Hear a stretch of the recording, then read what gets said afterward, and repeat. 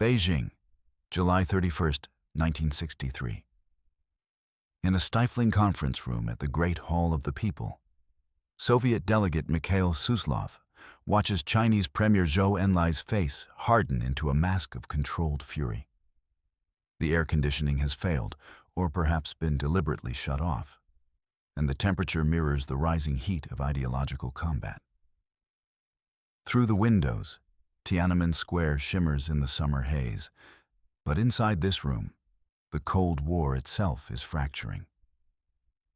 Suslov has come to Beijing with Moscow's final offer: a comprehensive nuclear test ban treaty co-signed with the Americans just weeks earlier. To the Kremlin, this represents détente, the mature diplomacy of nuclear powers stepping back from the abyss. To Mao Zedong and his inner circle, it represents something far worse: betrayal of world revolution itself. "You have become revisionists," Zhou states, his voice steady but lethal. Khrushchev has sold out the international proletariat for peaceful coexistence with imperialism. He has become a modern Bernstein, corrupting Marxism-Leninism from within. The word hangs in the air like a death sentence. Revisionist in communist ideology, it's more than an insult. It's an accusation of fundamental apostasy, of abandoning revolutionary truth for bourgeois compromise. Stalin would have had revisionists shot. Now, Beijing is calling Moscow itself revisionist. Suslov knows, though neither man will say it yet, that this meeting will accomplish nothing. The Sino-Soviet Split, the greatest schism in communist history, is already irreversible. Within months, the two communist giants will pull their ambassadors, cancel their treaties, and position 1 million troops along their shared border. The communist world that once stretched from the Elbe to the Pacific will shatter into hostile camps. And the West will watch in astonishment as their monolithic enemy tears itself apart. When Nikita Khrushchev delivered his secret speech to the 20th Party Congress on February 25, 1956, denouncing Stalin's personality cult and crimes, he believed he was saving communism from its own contradictions. The speech, which wasn't actually secret for long, represented Khrushchev's vision of a reformed, rationalized Soviet system. One that could compete with capitalism through economic superiority rather than terror. The cult of the individual acquired such monstrous size chiefly because Stalin himself, using all conceivable methods, supported the glorification of his own person. Khrushchev told the stunned delegates, "This is impermissible and foreign to the spirit of Marxism-Leninism."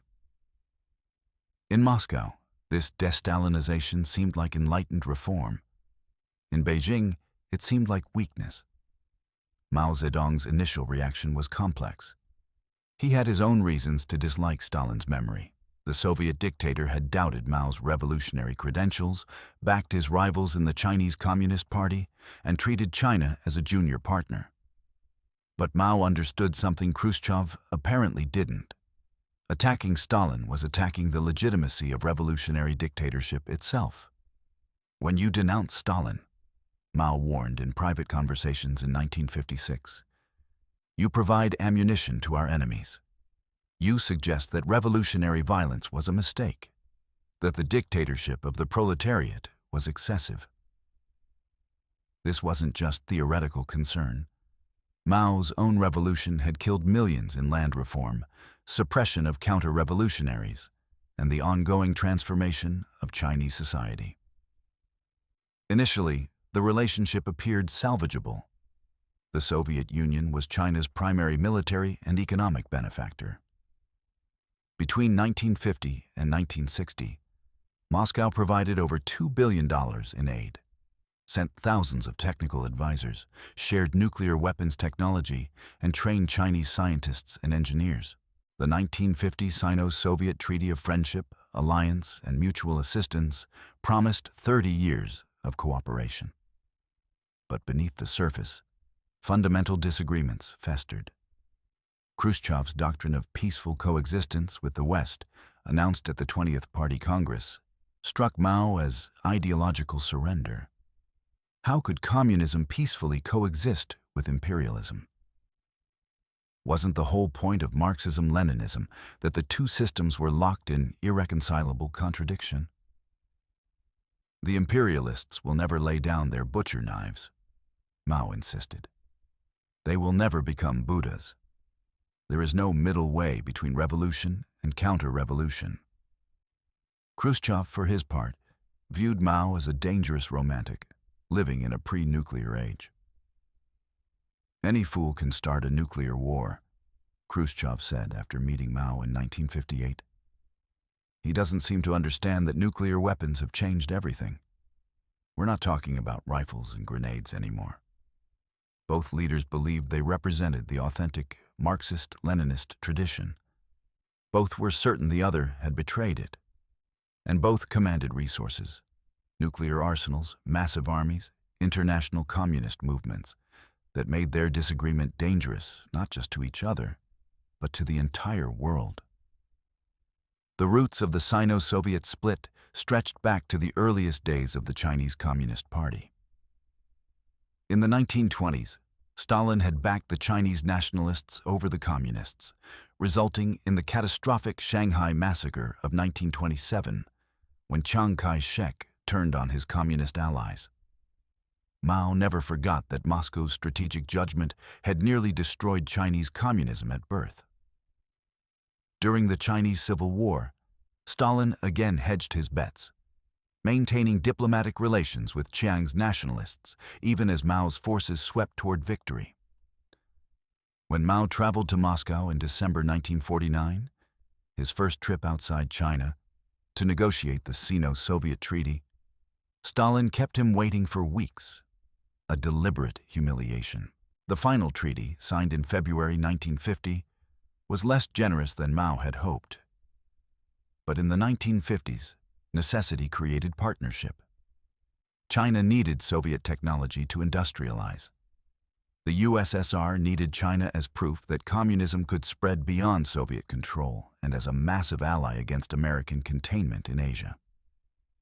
Between 1950 and 1957, the relationship deepened considerably. The high water mark came in October 1957 with the New Defense Technical Accord, in which the Soviet Union promised to provide China with a prototype atomic bomb and technical assistance in developing nuclear weapons. To Mao, this represented recognition of China as an equal partner in the communist camp. Yet even in this moment of apparent unity, ideological fissures widened. In November 1957, Mao attended the Moscow Conference of Communist Parties and delivered a speech that shocked his Soviet hosts. Discussing the possibility of nuclear war, Mao suggested that even if half of humanity perished in nuclear conflict, the whole world would become socialist. After a few years, there would be 2.7 billion people again. Soviet leaders were appalled. Foreign Minister Andrei Gromyko later wrote, "We wondered, was this merely rhetoric, or did he mean it?" The speech revealed fundamentally different attitudes toward nuclear war. The Soviets viewing it as something to avoid at almost any cost, the Chinese seeing it as potentially survivable and even strategically useful. The Great Leap Forward, launched by Mao in 1958, accelerated the divergence.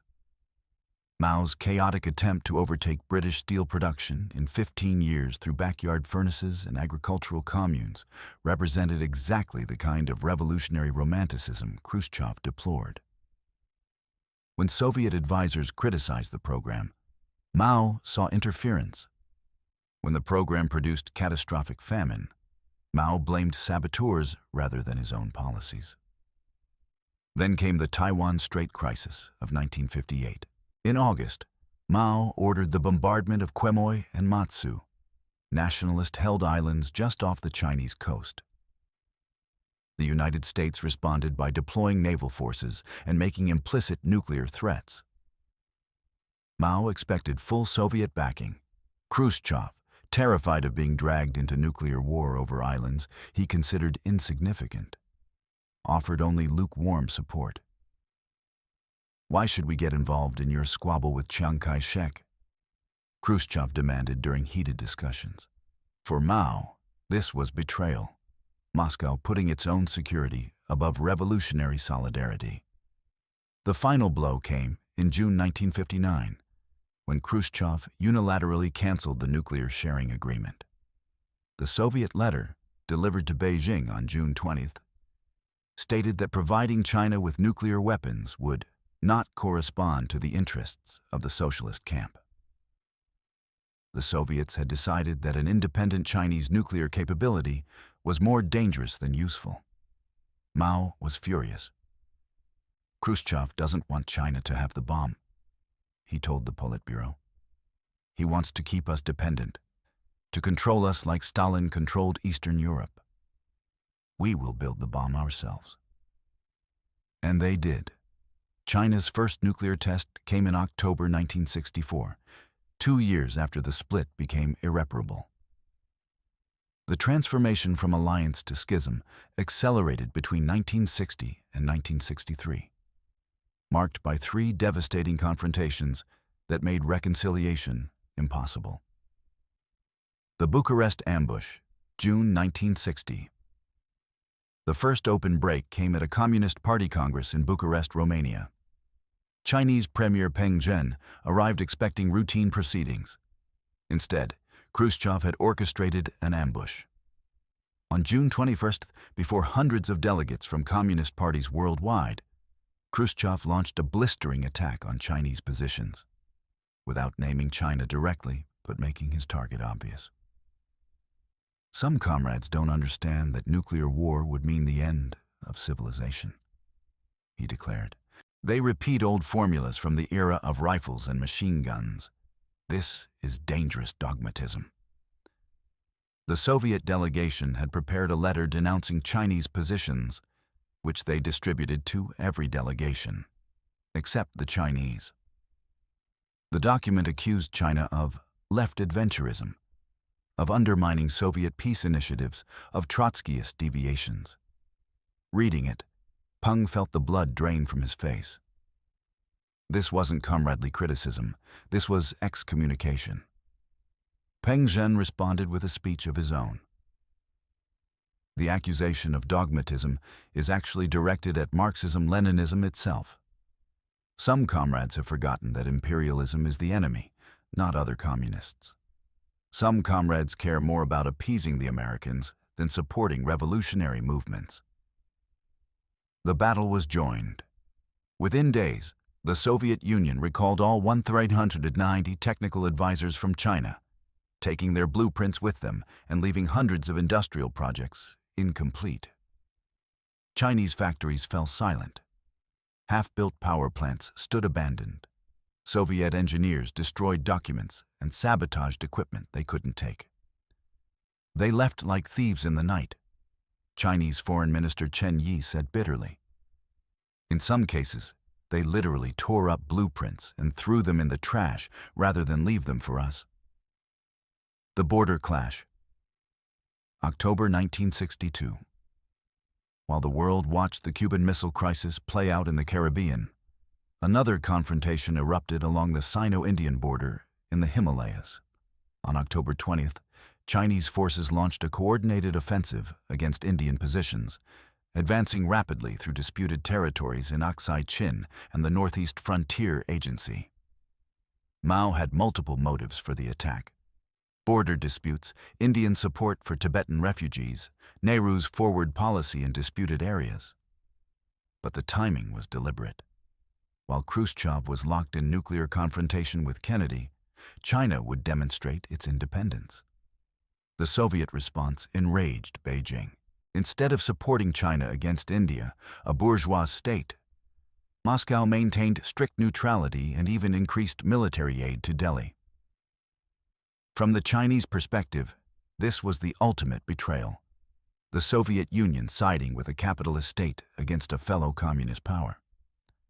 When the chips were down, when it really mattered, Khrushchev chose the Indians over us, Mao fumed in Politburo meetings. He chose peaceful coexistence with Nehru over solidarity with China. This proves everything we've been saying about revisionism. The Cuban Missile Crisis itself deepened Chinese contempt. From Beijing's perspective, Khrushchev had behaved recklessly by placing missiles in Cuba, then cowardly by backing down under American pressure. Both actions seemed to confirm Chinese charges of Soviet unreliability.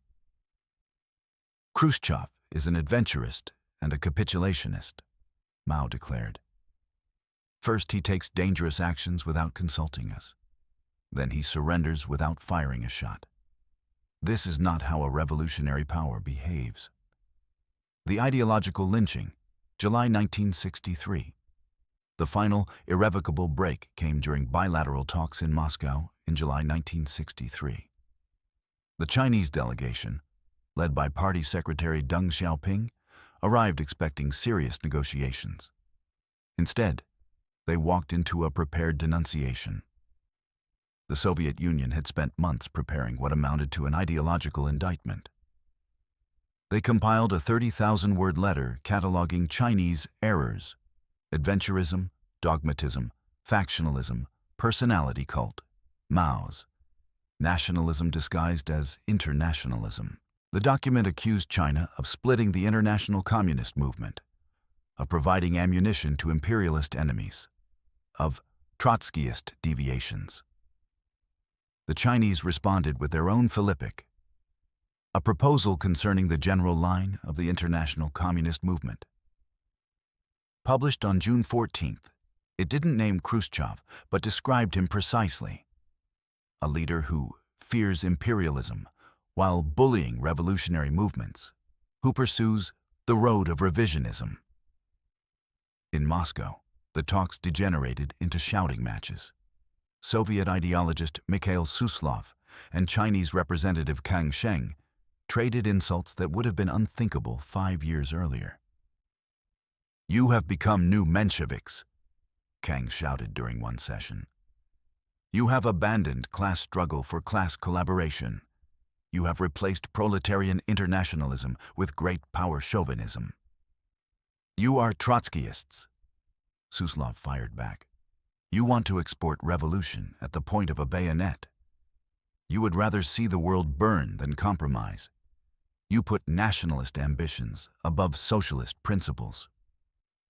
The breaking point came on July 14th, when Soviet negotiators showed the Chinese delegation a draft nuclear test ban treaty that the USSR was preparing to sign with the United States and United Kingdom.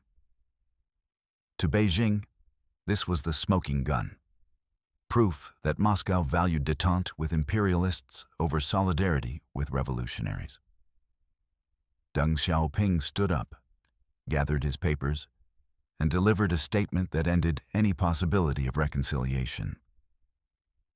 "The differences between us are now clear. They are differences of principle. The Soviet leadership has chosen peaceful coexistence with imperialism over support for world revolution. They have chosen to appease the Americans rather than support revolutionary movements. History will judge which path was correct. The Communist Party of China will continue on the Marxist-Leninist path, regardless of who abandons it." The Chinese delegation left Moscow on July 20th. They would not return for diplomatic talks until after both Mao and Khrushchev were dead. The Soviet response: containment of China. After the split became public in 1963, Moscow moved systematically to isolate China within the communist world. The Soviet strategy combined ideological warfare, military pressure, and diplomatic encirclement. Khrushchev, and later Leonid Brezhnev after Khrushchev's ouster in October 1964, organized international communist conferences designed to formally condemn Chinese positions and expel pro-China parties from the movement. A major conference in March 1965 saw 19 communist parties endorse the Soviet line, though notably several, including the North Vietnamese, North Koreans, and Romanians, refused to choose sides. Militarily, the Soviets began the largest peacetime military buildup along a land border in history. By 1969, the USSR had stationed 658,000 troops along the Sino-Soviet border, up from perhaps 200,000 in 1960. Entire military districts were reorganized to face China rather than NATO. The Soviet Pacific Fleet expanded dramatically. Nuclear-capable missiles in Soviet Asia were retargeted from American bases to Chinese cities. The two sides came to the brink of war in March 1969, when a border dispute over Zhenbao Damansky Island in the Ussuri River erupted into gunfire. On March 2nd, Chinese forces ambushed a Soviet patrol, killing 31 Soviet soldiers.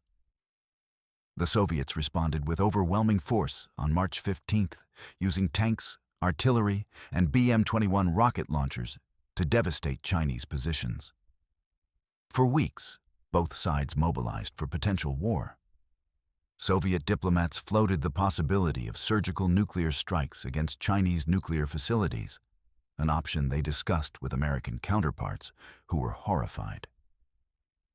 KGB archives later revealed that Marshal Andrei Grechko, Soviet defense minister, advocated for preventive war against China. Only Brezhnev's caution prevented escalation. "If we attack China with nuclear weapons," Brezhnev told the Politburo, "we may win the battle, but lose the communist movement forever. We cannot be the side that starts nuclear war between socialist states." Diplomatically, Moscow worked to expand ties with China's adversaries. Soviet aid to India increased dramatically. Arms deals with Pakistan, traditionally pro-China, were initiated. The USSR recognized Bangladesh after its 1971 split from Pakistan, despite Chinese objections. In Vietnam, Moscow provided increasingly sophisticated weapons to Hanoi, ensuring Soviet influence remained stronger than Chinese. The Chinese counter-strategy, revolutionary alternative. China's response was to position itself as the true defender of revolutionary Marxism-Leninism against Soviet revisionism. Beijing launched a worldwide propaganda campaign, publishing a series of 9 articles known as polemics that attacked Soviet ideology from 1963 to 1964. On Khrushchev's Phony Communism and its Historical Lessons for the World appeared on July 14, 1964, arguing that the Soviet Union had restored capitalism under a socialist veneer.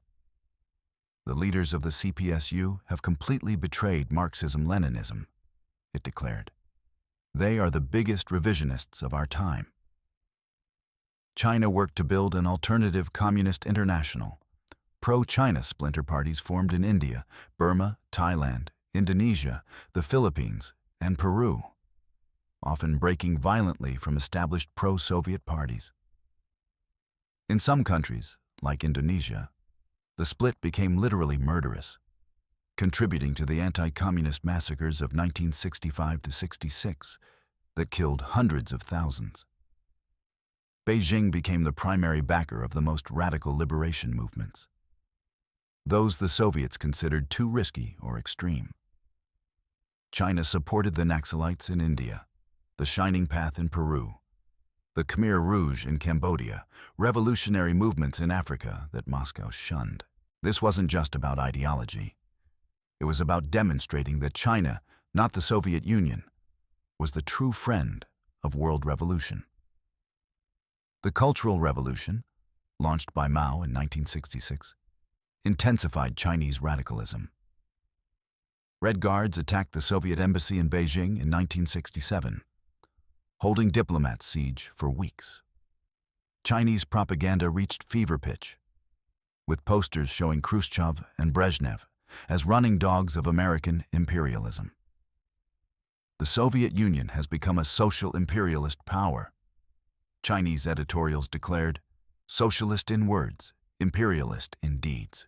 It is the most dangerous enemy of the people of the world." Triangular diplomacy, the Western windfall. The greatest beneficiary of the Sino-Soviet split was the United States. Throughout the 1960s, Washington struggled to understand the depth of the schism. Was it real or a deception? CIA analysts debated heatedly. By 1969, however, the reality was undeniable, and it offered unprecedented strategic opportunities. Henry Kissinger grasped the implications immediately. If the United States could establish relations with China, it could play Moscow and Beijing against each other, classic balance of power politics. In July 1971, Kissinger made his secret trip to Beijing, followed by Nixon's famous visit in February 1972. The sight of Nixon and Mao shaking hands in Beijing stunned the world. For the Soviets, it was a nightmare. Their greatest ideological ally was now tilting toward their greatest enemy. The Chinese have betrayed socialism itself, Soviet ambassador to the U.S. Anatoly Dobrinin said bitterly. The United States suddenly faced not a monolithic communist bloc, but two hostile communist powers competing for American favor. Defense planners no longer had to prepare for coordinated Sino-Soviet action. Intelligence agencies could play one communist power's information against the other. Diplomatic pressure could be applied through either Beijing or Moscow. The Soviets responded by pursuing détente with the United States more earnestly. The Strategic Arms Limitation Treaty, SALT-Y, was signed in 1972. Cultural exchanges increased. Trade expanded. Soviet leader Brezhnev even floated the idea of a U.S.-Soviet alliance against China, an astonishing reversal of Cold War alignments that Nixon wisely declined but used as leverage. The zenith of Sino-Soviet hostility came in August 1969, 3 months after the border clashes, when Soviet officials approached American counterparts with an extraordinary proposal. On August 18th, Soviet diplomats met with American officials to discuss what they delicately termed the Chinese problem. KGB archives released decades later revealed the full scope. The Soviet Union was seriously considering a preemptive nuclear strike against Chinese nuclear facilities and wanted to gauge American reaction. "We are prepared to take decisive action," the Soviet representative stated. "But we want to know, would the United States regard this as an internal matter within the socialist camp? Or would you see it as requiring American response?" The Americans were stunned. The Soviet Union was essentially asking permission to start nuclear war against another communist state. It revealed the depth of the split more than any ideological polemic could. Moscow now viewed China as a greater threat than the United States. Washington's response was carefully calibrated. State Department officials indicated that the United States would not remain neutral in a Sino-Soviet nuclear war. Intelligence would likely be shared with China. Economic and political consequences would be severe.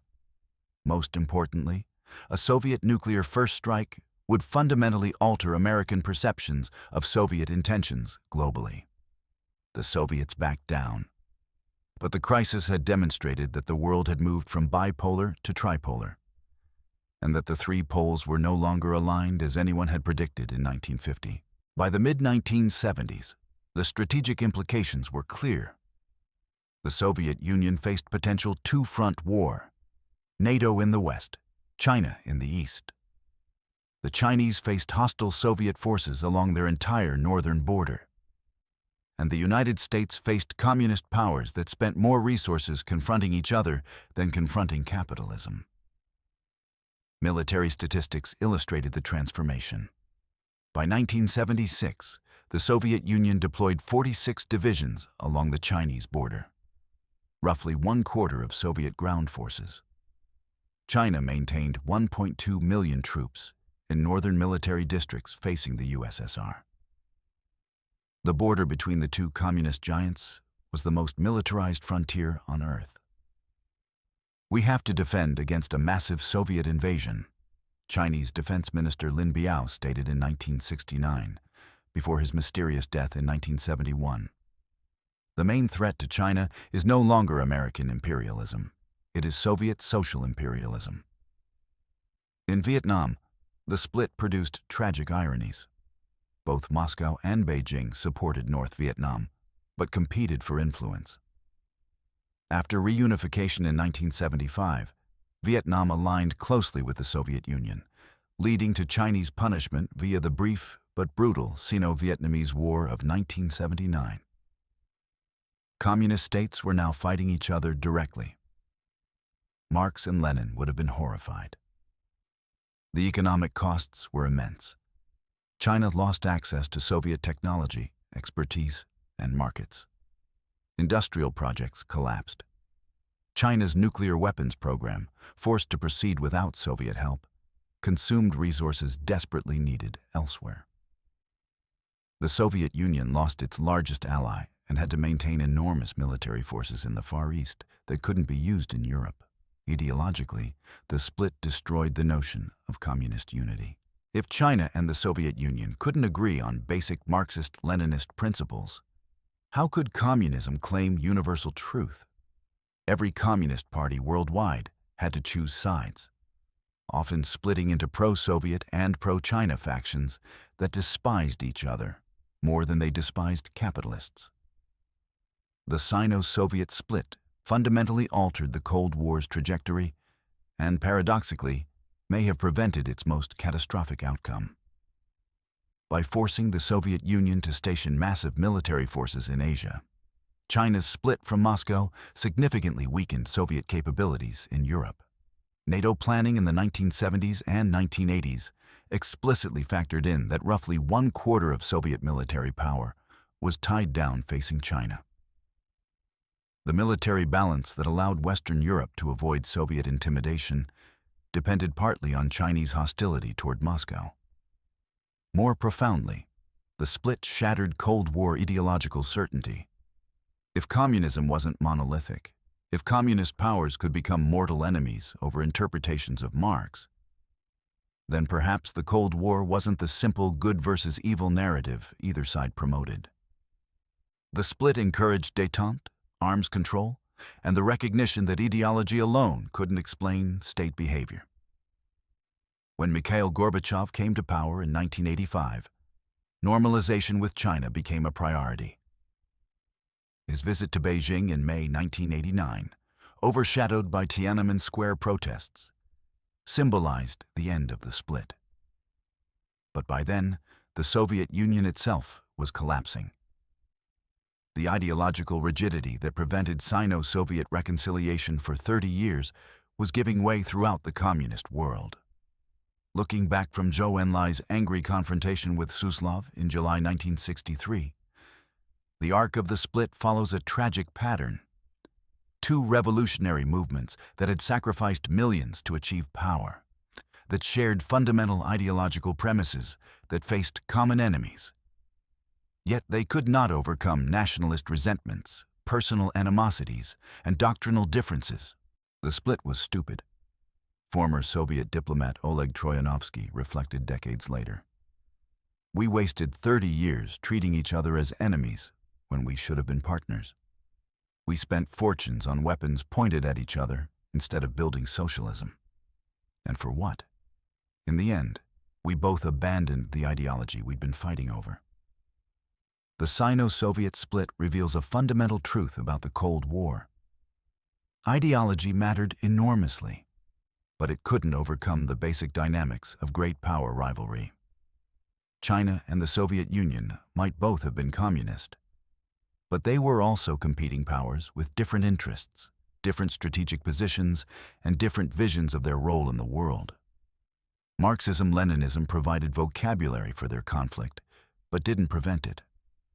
When Mao called Khrushchev a revisionist traitor in 1963, he split the communist world in half and inadvertently ensured that the Cold War would end not in nuclear holocaust, but in the peaceful collapse of Soviet power. The missiles that might have been pointed at Washington were instead aimed at Beijing. The resources that might have sustained Soviet competitiveness were instead consumed by military buildup against China. In that stifling conference room in Beijing, Zhou Enlai's denunciation of Soviet revisionism seemed like the end of an alliance. Viewed from 60 years later, it looks more like the beginning of the end of the Cold War itself. though neither Joe nor Suslov could have known it at the time.